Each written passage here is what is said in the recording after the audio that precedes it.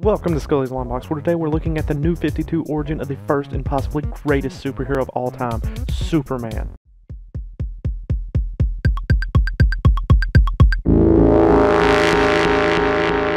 Superman was born Kal-El to a loving mother and father named Jor-El and Laura Von El. Kal-El was a happy, healthy, normal Kryptonian child without any kind of powers or special abilities. The reason for this was because his home world of Krypton orbited a red sun, which does not supercharge his cells like our yellow sun does. Krypton was an unforgiving planet. It was as wild and untamed as it was advanced. Krypton was a scientific utopia, but because of its atmospheric conditions, the animals that lived there had evolved into some of the worst monsters in the galaxy. Unfortunately, like most great civilizations, Kryptonians' need for more drove them to do great damage to their planet, but their greed had blinded them to this fact. One day, Krypton's foremost scientist, Jor-El, came before the Council of Leaders and told them of his tragic discovery. You see, he had learned that their planet was dying, and he urged the Council to do something to save what was left of their home. But his warning fell on deaf ears as he was escorted away because they thought that he had lost his mind, and they didn't want to hear any more of his treason. Jor-El took what time was left and prepared. He made a ship, but it was only big enough to carry one small person. Doing what any parents would do, they put their son into the ship. Laura worried she may be sending her son off to die in space alone, but Jor-El plainly told her that this was his only hope, and that if he stays here, he's dead anyway. At least if he goes, he'll have a chance. He assured her that he would be safe, that where he was going, he would be a god to its people. Lana kissed her child on the head as tears rolled down her face. She told her son goodbye.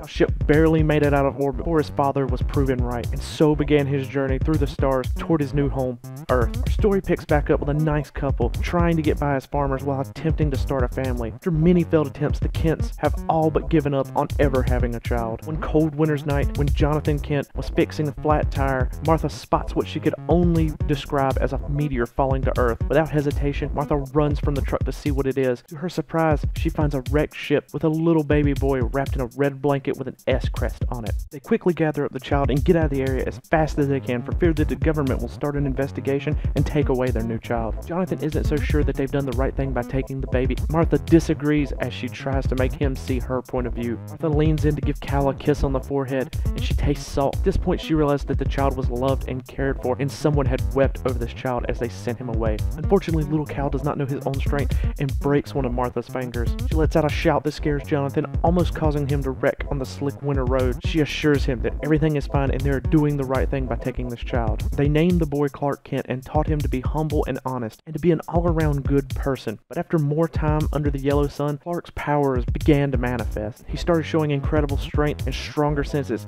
even heat vision that burned most of their corn crop that year. These new powers didn't scare the Kents off. They supported him. They supported him through it all and worked even harder to make sure that Clark would grow up to be a kind, loving man. His father knew that Clark could kill any normal person without trouble and taught him to never punch down. His life was great and everything was going as well as it could for a young man with superpowers till the day Jonathan and Martha died. He grieved as anyone who had lost their parents would, but one day, as the sun rose over the farm, he remembered that he was still loved and he wanted to become the man his family wanted him to become, a Superman. Here are a few more facts about the Man of Steel. He gets all of his powers from our yellow sun, and if he is exposed to a red sun, it will slowly drain him of those powers. His powers include flight, super speed, super strength, super senses like hearing and vision. He has heat vision, which he can focus down to a fine point to perform delicate surgery or widen it to blast many foes at one time. X-ray vision, cold breath, invulnerability, and even a new supernova power where he releases all the built-up solar radiation in one